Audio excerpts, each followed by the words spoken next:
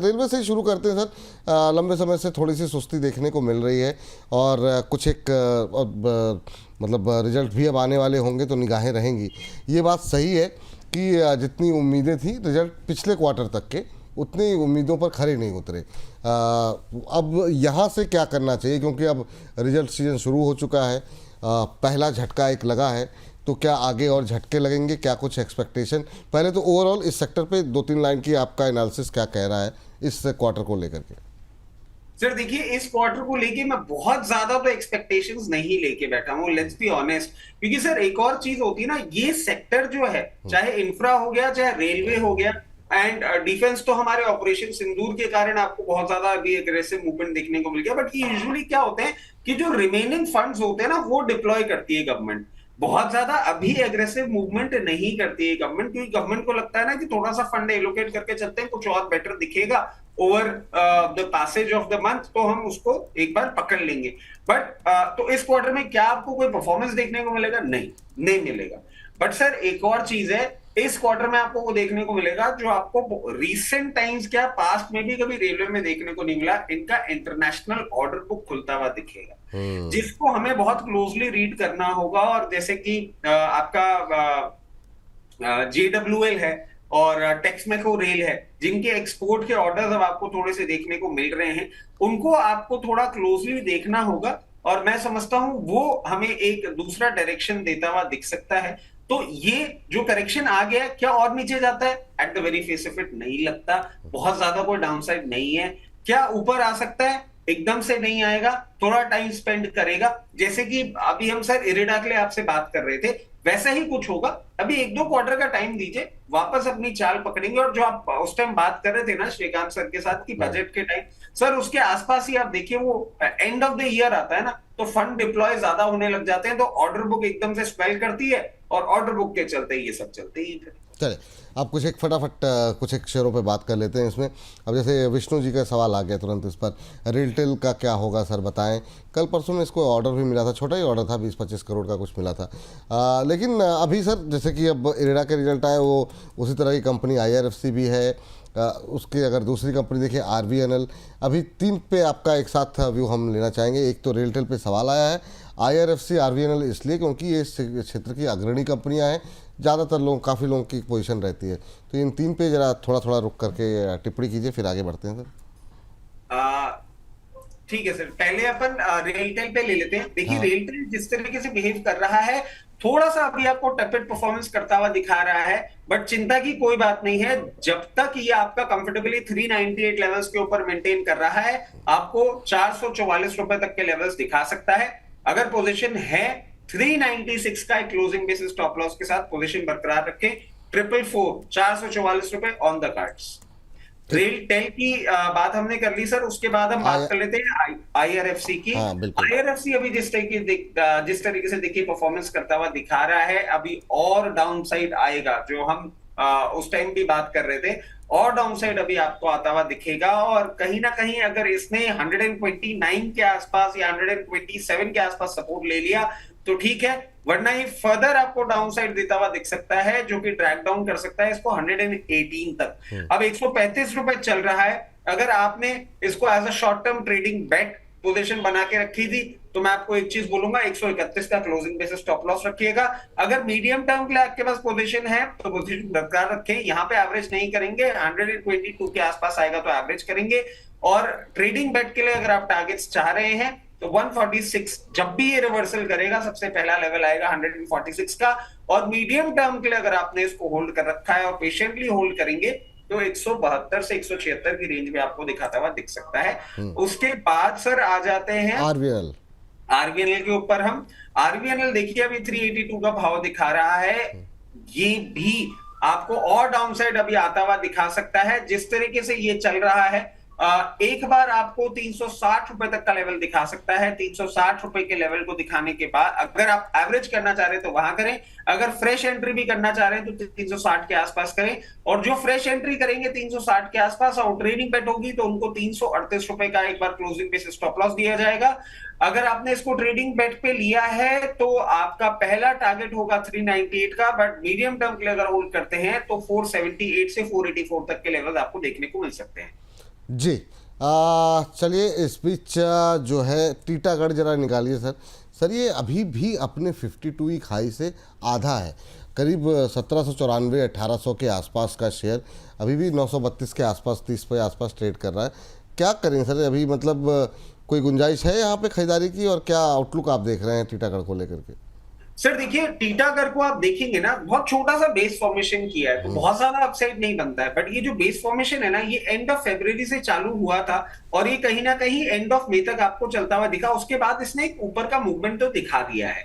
अब ये जिस तरीके से चल रहा है बहुत कंफर्टेबली एक बार आपको ये दिखा सकता है 1270 रुपए तक का लेवल, बट वो ब्रेकआउट इसके लिए अभी इजी नहीं होगा। तो एक रेंज में चलेगा 1270 रुपए का तो अपसाइड का लेवल है और 838 रुपए का डाउनसाइड का लेवल है। इन दो लेवल्स के बीच में ही अभी आपको मूवमेंट करता हुआ दिखेगा। कोई भी यूफोरिक मूवमेंट नहीं होता जब तक 1270 के ऊपर नहीं जाता। 1270 के ऊपर जाएगा तो फिर आपको एक बार हो सकता है वापस 1800 के लेवल्स दिखा दे। अब जिनके पास पोजीशन है वो तो बरकरार रखें, जो हमने लेवल दिया है 1270 का, उसके आसपास आप अपना प्रॉफिट बुक करिएगा।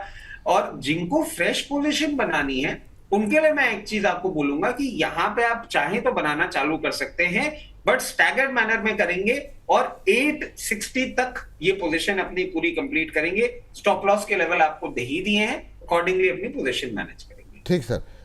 इसमें एक जुपिटर वैगन रह गया। जुपिटर वैगन पे तो आपकी टिप्पणी जानना चाहेंगे, और उसके साथ साथ ये भी जानना चाहेंगे कि अगर रेल पे अगर कोई पोजीशन बनानी हो तो अभी 2 3 4 शेयर वो कौन से हैं जो आपको लगते हैं कि नहीं अच्छे लग रहे हैं, क्योंकि बहुत सारे शेयर छूट जाएंगे। एक एक लंबी लिस्ट पावर की भी है, डिफेंस की भी है, वहाँ भी हमको जाना है। तो अभी रेलवे को लेकर के पसंदीदा शेयरों की लिस्ट और जुपिटर वैगन पे बहुत क्वेरीज रहती है, और इस वजह से भी रहती है सर क्योंकि लोगों को लग रहा है डिमांड तो है, बोगियाँ कंपनी बना रही है, और आप मुस्कुरा रहे हैं इस बात पर कि आपने डिस्कस किया था उस वजह से नहीं चला। ऐसा नहीं है सर, जुपिटर वैगन पे ऐसा नहीं है कि उसकी वजह से नहीं रुका। चलिए सर, टिप्पणी सर आपकी, मैं बाद में टिप्पणी करूंगा इस पर जी। देखिए सर, आपको एक चीज बताता हूं, जुपिटर वैगन जिस तरीके से चल रहा है ये नहीं मूव करेगा जब तक 435 के ऊपर क्लोजिंग नहीं देगा। और ये सर वो बोलते हैं ना, ठोकर खाके ठाकर बनते हैं, मेरे साथ इसने बिल्कुल वही हालत करी है। 423 रुपए में रिकमेंड करके गया था, अगले दिन 465 रुपए का मूवमेंट तो करता हुआ दिखाया, मुझे लगा अगले ही दिन मेरा टारगेट हिट हो जाएगा, बट फिर आया रिजल्ट और इसने उसी दिन, जिस दिन 465 का मूवमेंट दिया, उसी दिन नीचे आके क्लोजिंग कर दी थी। बहुत दिनों तक मेंटेन भी किया, बट एनी हाउ वो एक स्टोरी अलग है। तो 435 का क्लोजिंग बेसिस इसका मेंटेन होना जरूरी है। 435 के ऊपर जैसे ही ये क्लोजिंग करेगा ना सर, जो बीटा मूवमेंट ये दिखा सकता है, ये 575 रुपए तक का मूवमेंट आपको दिखाएगा। मैं इतना आपको एग्रेसिवली बोल सकता हूं कि 435 के ऊपर अगर ये है और आप ट्रेडिंग बेट लेते हैं तो 560 575 ट्रेडिंग बेट के टारगेट्स होंगे। अगर आप मीडियम टर्म के लिए इसको होल्ड करेंगे तो वापस आपको 680 से 720 के लेवल दिखा सकता है। अगर आपने ले रखा है, नथिंग टू वरी अबाउट। आपने लोअर लेवल्स पे प्रीटी श्योर आपने एवरेज कर ही दिया होगा, क्योंकि हमने बहुत बार एवरेज की बात भी करी थी। अगर आप फ्रेश पोजीशन बनाना चाह रहे हैं तो मैं आपको एक ही चीज बोलूंगा, 368 के आसपास आपको जहां दिखता है, करंट लेवल्स भी मुझे अच्छे लग रहे हैं, फ्रेश पोजीशन आप यहां पे बना सकते हैं। ट्रेडिंग बेट 432 रुपए का टारगेट, और मीडियम टर्म के लिए आपको 2 लेवल दे ही दिए हैं। आप आराम से इसमें अपनी पोजीशन बना के रखें, कोई भी प्रॉब्लम वाली बात नहीं जी। मेरा दूसरा सवाल का आंसर नहीं दिया सर, कि आपके पसंदीदा शेयर कौन कौन से बताया आपने? सर देखिए, एक तो जुपिटर वैगन है, हाँ। और इसके साथ साथ आपको मैं दे देता हूं जुपिटर। और इस दौरान आप बाकी के पावर के और डिफेंस के भी सोचिएगा, क्योंकि आगे भी इसी तरीके का रैपिड फायर रहेगा समय को देखते हुए, क्योंकि अब 16 मिनट बाकी हैं उसमें दोनों जो है कवर करने हैं। जी सर। सर देखिए, एक और इसमें स्टॉक आपको जो अच्छा दिख सकता है, और वो मैं आपको क्यों बोल रहा हूँ, वो रेलवे में भी है और वो आपके एक्सपोर्ट्स को भी ठीक करता है। और अभी बोनस के बाद से मैं इसको देख रहा हूं सर, जिस तरीके से ये चल रहा है, ये कहीं ना कहीं 590 रुपए, सॉरी नाम बताया था, कॉनकॉर की बात कर रहा हूं सर मैं, 590 रुपए के आसपास इसने अपना एक स्ट्रॉन्ग सपोर्ट बनाया है और वहां से बाउंस बैक दिखा रहा है। एक बहुत अच्छा सेंस ऑफ कंफर्ट कहीं ना कहीं देखने को मिल रहा है। जब भी आपको 590 रुपए के आसपास, 596 के आसपास मिले, आप इसमें अपनी पोजीशन बनाएं। और ये जिस तरीके से चल रहा है ना, मैं आपको ये और बोल देता हूं कि सर किसी भी दिन अगर मार्केट करेक्शन के चलते आपको 563 560 लेवल पे ही मिलता है, अपनी पोजीशन और बढ़ाइएगा। इसमें निकलने वाली सिचुएशन नहीं है। फाइनली इसका अब दुख भरे दिन बीते रहे भैया, सुख भरे आए रे वाली सिचुएशन आ रही है। पहला टारगेट ट्रेडिंग बेट जो इसके लिए बन के आती है 644 के आती है, और उसके बाद के टारगेट्स अगर आप मीडियम टर्म के लिए होल्ड करते हैं, वापस बहुत कंफर्टेबली आपको 764 के लेवल्स भी देखने को मिल सकते हैं, और उसके बाद 864 के भी लेवल्स देखने को मिल सकते हैं। ये दो लेवल्स के लिए ये अच्छा लग रहा है। उसके बाद सर एक और काउंटर मैं दे देता हूं आपको, बट वो अभी हमने डिस्कस किया है, ठीक है, चलिए चलिए ठीक है। कॉन्कोर ऐड हो गया, हाँ कॉन्कोर ऐड हो गया, जुपिटर वैगन ऐड हो गया, तो ये 5-7 शेयर इसके हो गए। चलिए आगे बढ़ते हैं। अब जरा पावर की बात करते हैं। सर पावर पे आपकी वही 1-2 लाइन की हम टिप्पणी इसलिए जानना चाहेंगे कि पूरी जो है काफ़ी एक्सपेक्टेशन थी कि अब गर्मियों के मौसम में पावर कंजम्पशन बढ़ेगा, डिमांड काफ़ी ज़्यादा है पावर शेयर, लेकिन चले नहीं तो चले नहीं।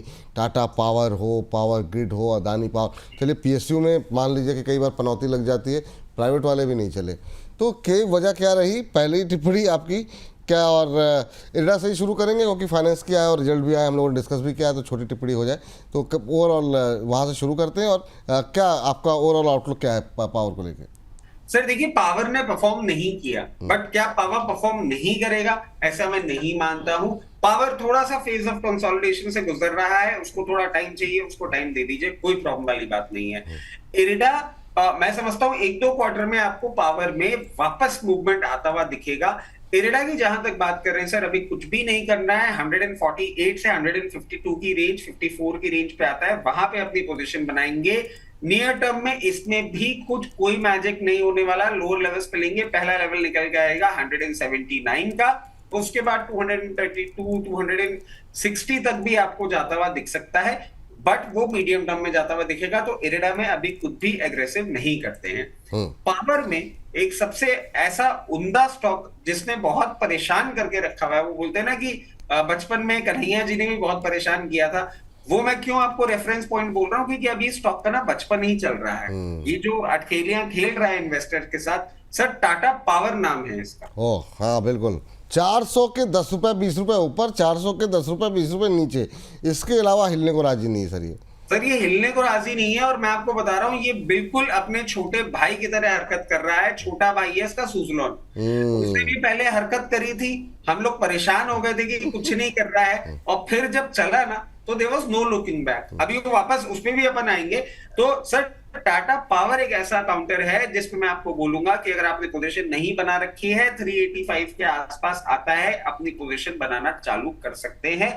अगर आपने, मैं समझता नहीं हूं हायर लेवल पे ले रखा है, क्योंकि हमने तो बहुत कवरेज किया था और हमने लोअर लेवल्स पे ही ये खूब रिकमेंड करके रखे हुए थे, तो लोअर लेवल्स पे ले रखा होगा। बट अगर हायर लेवल्स पे आप कहीं ट्रैप्ड हैं तो 385 के आसपास आता है, वहां पे आप एवरेज भी कर सकते हैं। और इसको कोई भी ट्रेडिंग बेट के तौर पे मत लीजिएगा, इसको सिर्फ हम मीडियम टर्म के लिए लेंगे। और मीडियम टर्म में हमारा जो पहला टारगेट, अब जिस तरीके से इसने इन लेवल्स पे, क्योंकि सर पहले आप ध्यान करें 424 और 440 के दो टारगेट्स हमारे आते थे, जिस तरीके से इन लेवल्स पे मेंटेन कर रहा है, अब ये जब ब्रेकआउट देगा आपका अराउंड 420 रुपए के ऊपर, ये कहीं नहीं रुकने वाला। सबसे पहला इसका लेवल आएगा 472 और उसके बाद लेवल आता है 516। ये दो लेवल्स के लिए मीडियम टर्म में टाटा पावर में आप पोजीशन बना सकते हैं। अब बड़े भाई की बात कर ली, छोटे भाई की बात कर लेते हैं। सुजलॉन, हमारा प्यारा राजदुलाला सुजलॉन, ये सर मैं बता रहा हूं आपको, इन्वेस्टर्स को मुझे थैंक यू बोल देना चाहिए। क्यों बोल देना चाहिए मैं आपको बता दूं, जिस भी काउंटर को मैं रिकमेंड कर देता हूं उसमें शरीर लग जाता है, वो रिलेटिवली ना नीचे पे फिर थोड़ा कम ही जाता है। वही हालत इसकी हो गई है, ना तो अब ये ऊपर जा रहा है ना ये नीचे जा रहा है।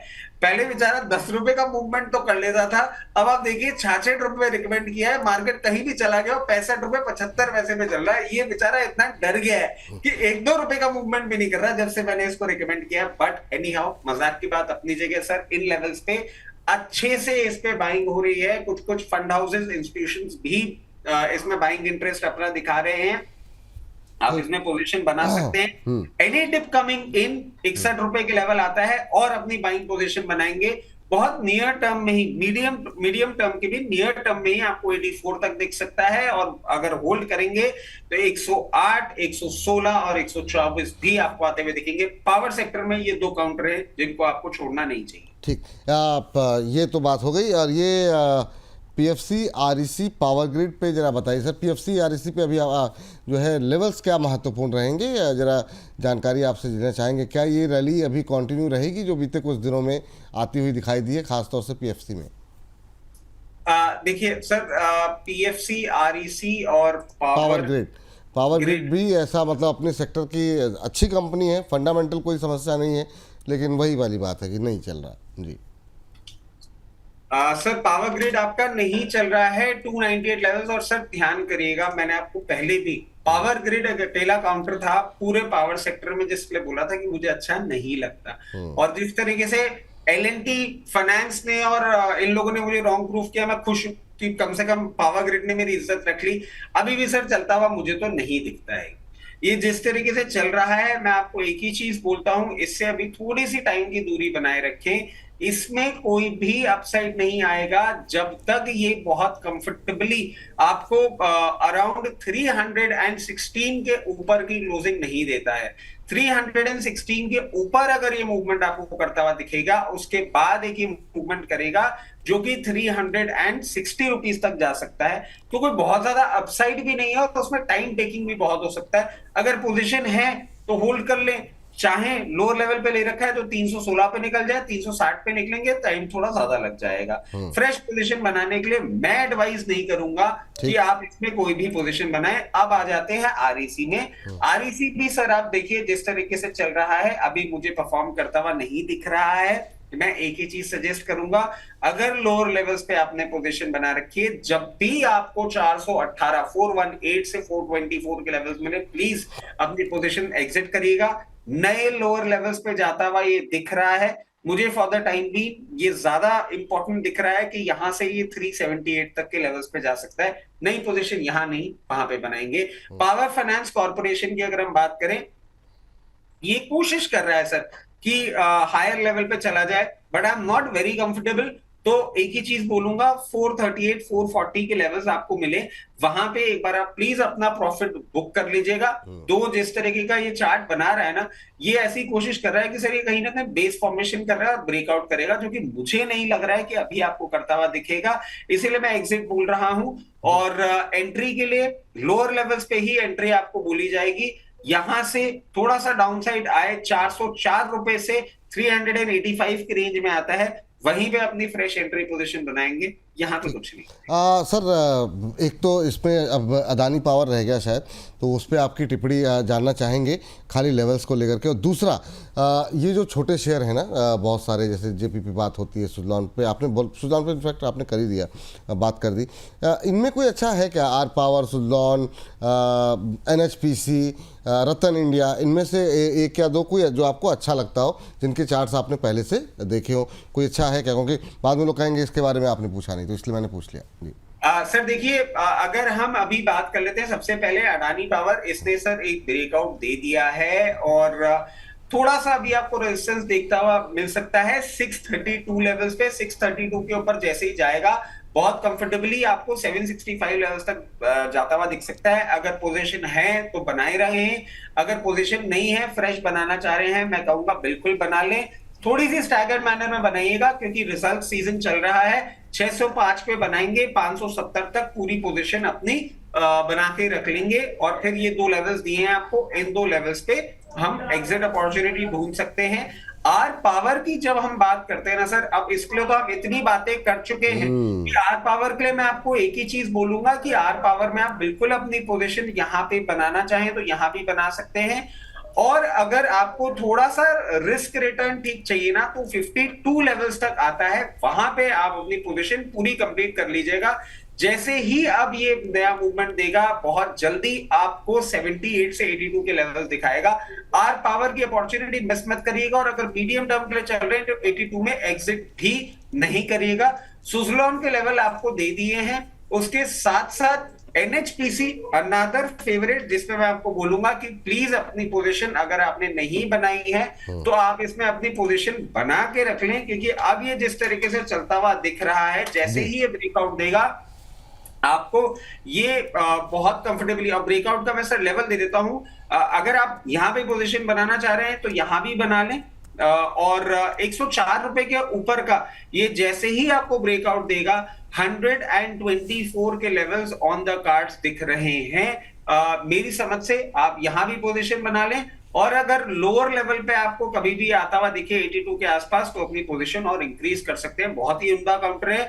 रतन इंडिया पावर के लिए सर मैं फंडामेंटली बहुत खुश नहीं हूं। ठीक। 13 रुपए 10 पैसे के ऊपर जब तक ये मेंटेन करता है 20 रुपए 80 पैसे तक के लेवल पे जा सकता है। उसके लिए अगर आप पोजीशन मेंटेन करना चाहते हैं तो कर सकते हैं। फ्रेश एंट्री ऐसे स्टॉक्स में थोड़ा सा दूरी बनाएंगे तो ज्यादा बेटर है, और अगर होल्डिंग में है 13 रुपए 90 पैसे आपका लेवल। ठीक। अब बात कर लेते हैं सर डिफेंस को लेकर के। डिफेंस के अंदर मात्र 5 मिनट हमारे पास है, तो चलिए 5-6 मिनट में हम कोशिश करते हैं।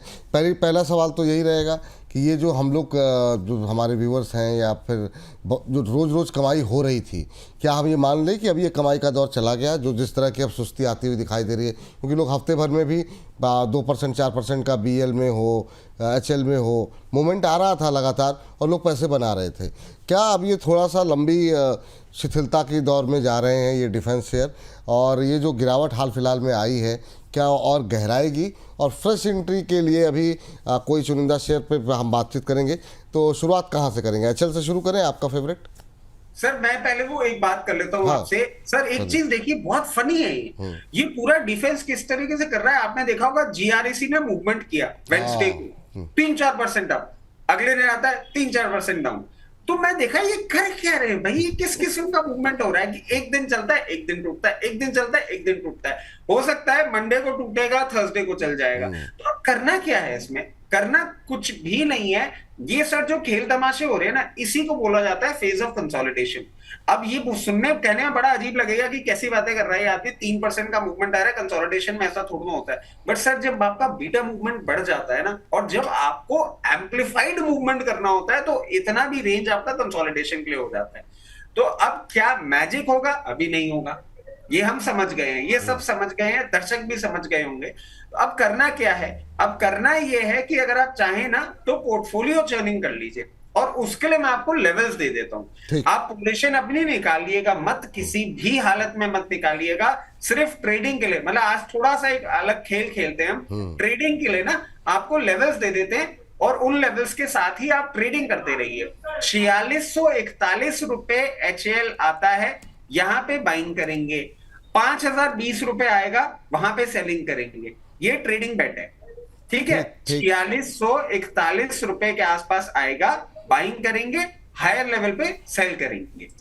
BL पे हम आ जाते हैं। BL जिस तरीके से कर रहा है, आपको 398 लेवल्स पे आएगा, बाई करेंगे, 324 लेवल्स पे जाएगा, सेल करेंगे। ये तो हो गए इन दो के साथ बातें। और अब आ जाते हैं GRSC का जिक्र कर रहे थे, या तो वही कर लीजिए। कौन सा? अभी आप GRS high beta share GRSC आपका। हाँ, GREC भी खोल लेते हैं सर। एक आपका BDL भी मैं निकाल। हाँ, BDL में 2 दिन में अच्छी पिटाई हो गई जी सर। हाँ, BDL भी निकाल देता हूँ, GREC भी हो गया, और एक लास्ट ले लेते हैं सर कोचिन शिपयार्ड। बाकी हम नेक्स्ट शो में डिस्कस कर लेंगे कि क्या करना होगा। कोचिन शिपयार्ड का सर जिस तरीके से मूवमेंट चल रहा है ना, इसमें एंट्री पॉइंट हमारा निकल के आ रहा है 1855 में तो खरीदेंगे, और अराउंड 2080 पे डिप्लॉय कर देंगे। इस रेंज में ही कोचिन शिपयार्ड में अभी ट्रेडिंग करनी है। बट मैं बार बार बोल रहा हूं, ये सिर्फ ट्रेडिंग पोजीशन है, हमें हायर लेवल से बेच के निकल नहीं जाना है। ये अच्छे अपसाइड के लिए तैयार होने वाले काउंटर हैं। GREC की हम बात कर लें, GREC का एंट्री पॉइंट आएगा आपका 2680 के आसपास, एग्जिट पॉइंट आ जाता है 2990 के आसपास। इन लेवल्स को ध्यान रखते हुए ट्रेडिंग करेंगे। फिर हम BDL की बात कर लेते हैं। BDL का एंट्री पॉइंट हमारा कंफर्टेबल एंट्री पॉइंट बन जाता है 1742 1750 की रेंज में, और एग्जिट पॉइंट बन जाएगा 1960 की रेंज में। इन काउंटर्स की रेंज आप नोट कर लीजिए। इस रेंज में जब तक मूव कर रहे हैं ना, लोअर लेवल पे खरीदेंगे, हायर लेवल पे बेचेंगे। कोई टेंशन वाली बात नहीं है, बट पोजीशन छोड़नी नहीं है। ठीक, एक लास्ट चलते चलते सर, ये BEML पे जरा एक टिप्पणी कर दीजिए। ये रेलवे और डिफेंस दोनों के बीच का प्लेयर है और ये गिर रहा है, तो क्या यहाँ पर कोई बाइंग अपॉर्चुनिटी है क्या? सर इस बेचारे पे लोड डबल पड़ गया, रेलवे का भी पड़ गया, डिफेंस का भी पड़ गया, चला भी उस तरीके से था, बट कोई प्रॉब्लम वाली बात नहीं है। अगर आपने पोजीशन अपनी होल्ड कर रखी है, होल्ड करके रखें। अगर आपने हायर लेवल पे थोड़े से स्टकअप हो गए हैं और एवरेज की पोजीशन ढूंढ रहे हैं, 40 to 30 के आसपास आएगा, वहां एवरेज करेंगे और यही फ्रेश एंट्री का भी पॉइंट होगा। 40 to 30 के आसपास आएगा तो हम एंट्री करेंगे। बहुत नियर टर्म में हो सकता है 4700 आपको देखने को मिल जाए। मीडियम टर्म के लिए होल्ड करते हैं तो 5300 तक के भी देखने को मिल सकते हैं। बट अगर आप लॉन्ग टर्म इन्वेस्टर हैं, लोअर लेवल पे पोजीशन बना के बने रहें, एक अच्छा काउंटर है जो आने वाले समय में अच्छा रिटर्न दे सकता है। डिस्क्लोजर के साथ ये जानना चाहेंगे आपसे कि प्राइवेट प्लेयर में कोई बिना किसी लेवल के कोई ऐसे ही आपको जो अच्छे लग रहे हो, कोई एक दो नाम है डिफेंस के अंदर? क्योंकि बहुत नामों की चर्चा हो रही है, बहुत छोटी छोटी कंपनी आ रही, कोई एक दो नंबर जो आपको अच्छे लगते हो नाम? सर देखिए, आइडिया फोर्जिंग, डेटा पैटर्न्स, इन दो पे खासा नजर रखिएगा। क्योंकि लेवल का टाइम नहीं बचा है, हाँ, इसलिए लेवल नहीं, हम अगली बार दे देंगे, बट इन दोनों पे नजर रखिएगा। और भारत फोर्ज, इसको भी नहीं भूलना चाहिए। मिश्र धातु निगम तो थोड़ा आपका PSU सेक्टर का हो गया, तो इन स्टॉक्स पे नजर रखिएगा। नेक्स्ट पे हम डिस्कस करेंगे। डिस्क्लोजर देता हूं सर, जितने भी स्टॉक्स हमने डिस्कस किए मेरे पर्सनल अकाउंट में, मेरे फैमिली अकाउंट में और क्लाइंट अकाउंट में उनकी पोजीशन हो सकती है। Investment in equity markets are subject to market risk. Please consult your financial advisor before taking any trade और making any investments in any of the scripts that we have discussed on your channel. बहुत बहुत शुक्रिया, बहुत बहुत धन्यवाद। मिश्र धातु में positive है ना सर आप? हालांकि पिछली बार बिल्कुल है ना, तो वो होल्ड करना है जिसके पास भी है। हाँ, मतलब कोशिश ये रही कि काफ़ी कुछ कवर कर लिया जाए, कवर किया भी गया है। और थैंक यू सर रचित सर, जितनी शिद्दत मेहनत, जितनी तेज़ी के साथ आपने लेवल्स भी बताए सारे शेयरों को, बिल्कुल मतलब थैंक यू, बहुत बहुत धन्यवाद। अब देखते हैं दर्शक कितना पसंद करते हैं। मेहनत तो हम लोगों ने काफ़ी की है, तो बहुत बहुत धन्यवाद आपको। हैप्पी वीकेंड और फिर अगले हफ्ते मुलाकात होगी।